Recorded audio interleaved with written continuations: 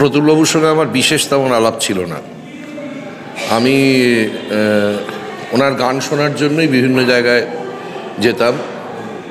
ওনার কোনো রকম যন্ত্রানুষঙ্গ ছাড়াই এত চমৎকার সুরে গান গাইতে পারতেন উনি, সেটাই আমাকে সবচেয়ে বেশি আকর্ষণ করত। এবং সেই সময়টা একটা পালা বদলেরও সময় ছিল, তো সুতরাং সেটা আরও একটা কারণ ছিল। কিন্তু সেই সূত্রেই আমি বলি যে আমি ওনার যে সুরারোপিত অন্যান্য যে সমস্ত গান আছে বা ওনার লিখিত এবং সুরারোপিত অন্যান্য গান আছে, সেগুলোকে আমি খুবই এনজয় করেছি আর কি। আবার একই সঙ্গে সঙ্গে আমার নিজের মনে হয়েছে যে উনি মূলত খুবই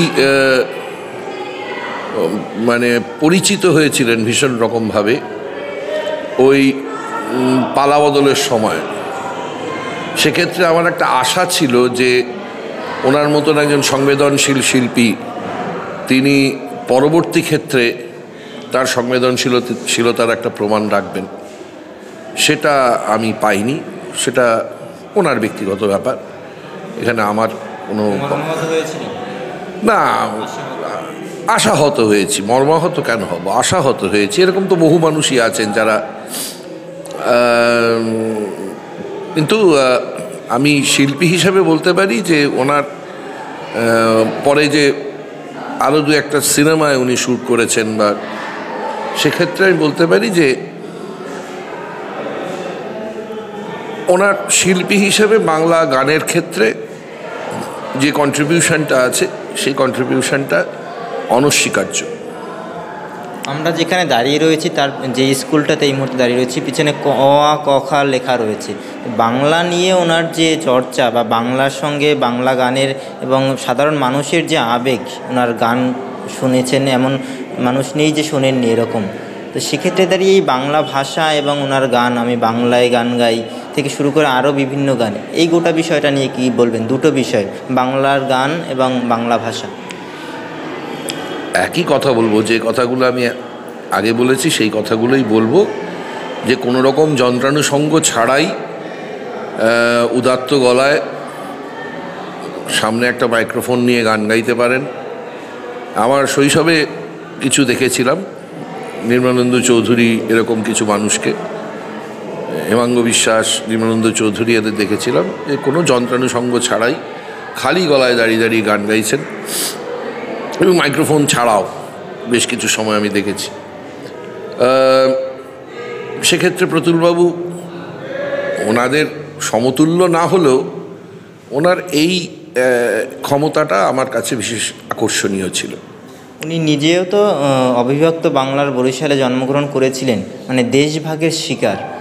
সেক্ষেত্রে এই বিষয়টা নিয়ে আপনার কোনো আলাদাভাবে কোনো মন্তব্য? না না না, দেশ বিভাগের শিকার মানেটা কি? হ্যাঁ, দেশভাগের শিকার তো মানে দুই বাংলার মানুষই। এটা তো এমন নয় যে উনি একমাত্র তার শিকার হয়েছিলেন। তো সুতরাং আমার এই নিয়ে আলাদা কোনো ইয়ে নেই। উনি যতটুকু এখন পর্যন্ত মানে আমি জানতে পেরেছি অন্তত, যে উনি সমাজতন্ত্রে বিশ্বাসী ছিলেন। থাকতে পারেন হয়তো, কিন্তু সেটা এই শেষ 12 বছরে তার প্রতিফলন ঘটেনি। তার আগে ছিল, থাকতে পারে। ওনার গানে তো ছিলই, ওনার গানে তো ছিলই, কিন্তু এই শেষ 12-13 বছরে তার কোনো প্রতিফলন ছিল না যে উনি সমাজতন্ত্রে বিশ্বাসী। তার আগের যে গানগুলো ছিল সেই গানের কথাই আপনি খুঁজে পেয়েছেন? আমার মনে হয়েছিল একজন প্রতিবাদী মানুষ, সংবেদনশীল মানুষ, অন্তত ওই সময় দাঁড়িয়ে উনি সাহস করে দাঁড়িয়ে কথাগুলো বলছেন। সাহসের কোনো ব্যাপার নয়, আবেগ থেকে, যেটা স্বতঃস্ফূর্ত আবেগ থেকে বলছেন, সেটাতে আমি খুশি হয়েছিলাম। আমি তার সঙ্গে সব ব্যাপারে সহমত নাও হতে পারি, কিন্তু আমি খুশি হয়েছিলাম। বিপ্লবের স্বপ্ন দেখেছিলেন তিনিও? হতে পারে, আমার জানা নেই। বিপ্লবের স্বপ্ন নিয়ে কি তাহলে চলে গেলেন? আমি তো আবার বলছি, এই শেষ 13 বছরে যদিও যথেষ্ট বয়স হয়েছিল, তার ঘাড়েই একমাত্র দায়িত্ব বর্তাবে তা তো হতে পারে না। কিন্তু তিনি পারতেন অন্যান্য মানুষের সাথে সাথে, উনিও পারতেন। বিশেষ করে আজকের তারিখে এই মোবাইলের যুগে উনি ওনার ফেসবুক থেকে শুরু করে, যদি উনি করে থাকেন, আর আমি যেমন করি না, হয়তো উনিও করেন না, কিন্তু উনি গান গেয়ে ইউটিউবে দিয়ে তার প্রতিবাদ জানাতে পারতেন, তার শিল্প সৃষ্টিগুলো মানে ছড়িয়ে দিতে পারতেন। কারণ ওনার তো আর কিছু লাগে না, শুধু সামনে ক্যামেরাটা ধরলেই হয়, বাকিটা তো উনি উদাত্ত গলা গেয়ে দিতেই পারতেন। সেটা আমি পাইনি এই বিগত 13 বছরে। আমরা দেখেছিলাম এর আগে যখন উনি অসুস্থ হয়েছিলেন এবং এই শেষবারও যখন অসুস্থ হয়ে হাসপাতালে ভর্তি হয়েছিলেন, মুখ্যমন্ত্রী মমতা বন্দ্যোপাধ্যায় গিয়েছিলেন তার কাছে দেখা করার জন্য। ভালো তো, ভালো তো, একটা অন্তত কৃতজ্ঞতা তো থাকা উচিত যে সেই সময় মমতা ব্যানার্জি প্রতিষ্ঠার জন্য যারা যারা খুব সোচ্চার হয়েছিলেন তাদের মধ্যে উনি একজন ছিলেন। মমতা ব্যানার্জি ইউজুয়ালি খুব একটা কি বলা উচিত, মানে কৃতজ্ঞতা প্রকাশ করেন না, এই ক্ষেত্রে করেছেন, ভালো খবর তো। মমতা বন্দ্যোপাধ্যায় ক্ষমতা আসার পিছনে যাদের ভূমিকা ছিল তার মধ্যে প্রতুল মুখোপাধ্যায় একজন। হ্যাঁ, মানে তখন যারা বামফ্রন্টের বিরোধিতা করেছিল, অনেক ক্ষেত্রে সঙ্গত কারণে করেছিল, আবার কিছু কিছু ক্ষেত্রে আমি তাদের সঙ্গে একমত নই। হ্যাঁ, তাদের মধ্যে একজন তো ছিলেন বটেই।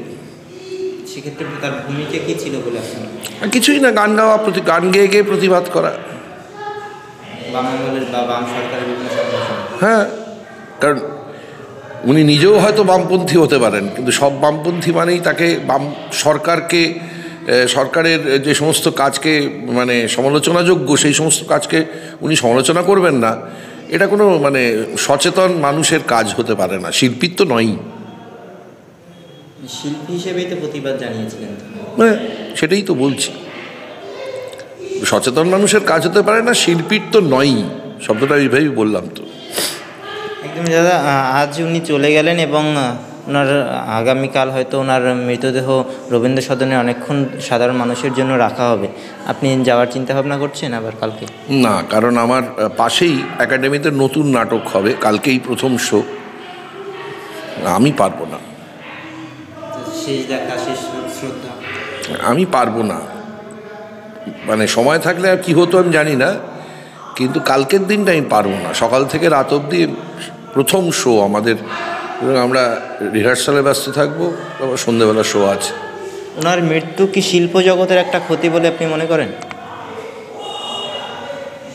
দেখুন, কোনো শিল্পী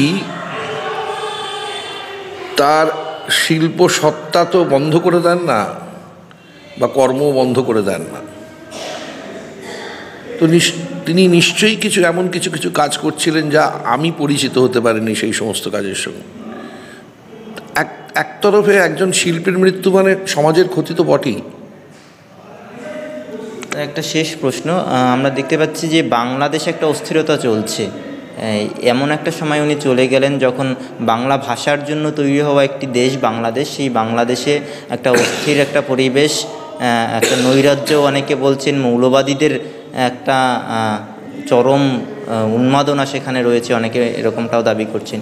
এই মুহূর্তে ওনার চলে যাওয়া, এটাতে আমি কিছু দেখি না, কারণ আমাদের দেশে যে সমস্ত মৌলবাদীরা যা করছেন, ওখানে মৌলবাদীরাও তাই করবেন। এটা তো মৌলবাদীদের স্বাভাবিক ধর্ম, মৌলবাদী এবং ফ্যাসিস্ট এদের খুব স্বাভাবিক ধর্ম, যা সেই সব ধর্ম ওরা প্রকাশ করছেন। আবার ওইখানেই দাঁড়িয়ে বেশ কিছু মানুষ আছেন যারা মানে 5 ওয়াক্তে নামাজ পড়েন, এবং সেক্ষেত্রে দাঁড়িয়ে তারা সজোরে দাঁড়িয়ে বলছেন এগুলো অন্যায়, এগুলো মুসলমান ধর্মে এটা গ্রহণ করা হয় না।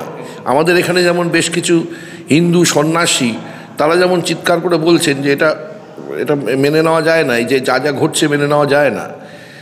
এই যে কুম্ভে যে মৃত্যু হলো, তার জন্য যোশীমঠের যিনি শঙ্করাচার্য, তিনি কি তীব্র প্রতিবাদ জানিয়েছেন, এবং তেমনি ওদের দেশেও বেশ কিছু আছেন তারাও প্রতিবাদ জানাচ্ছেন। ওনার জন্মভূমি ছিলেন ওই বাংলাদেশ, তো সেখানে সেই বাংলা, সে তো আমাদের, যদি আপনি সে অর্থে যারা পরিচিত এবং বিখ্যাত মানুষ, তাদের মধ্যে আপনি হাতে গুনে 2-1 জনকে পাবেন যারা এ বাংলায় জন্মেছিলেন, এপার বাংলায় জন্মেছিলেন।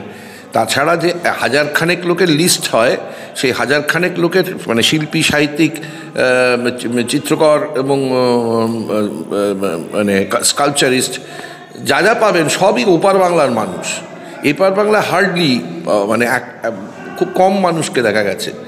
তো ওটা দিয়ে বাংলা, তখন আপনি বাংলাটা বলুন, মানে বাংলার আবার ওই ঋত্বিক ঘটক বলেছিলেন না যে বাংলার আবার এপার ওপার কিরে।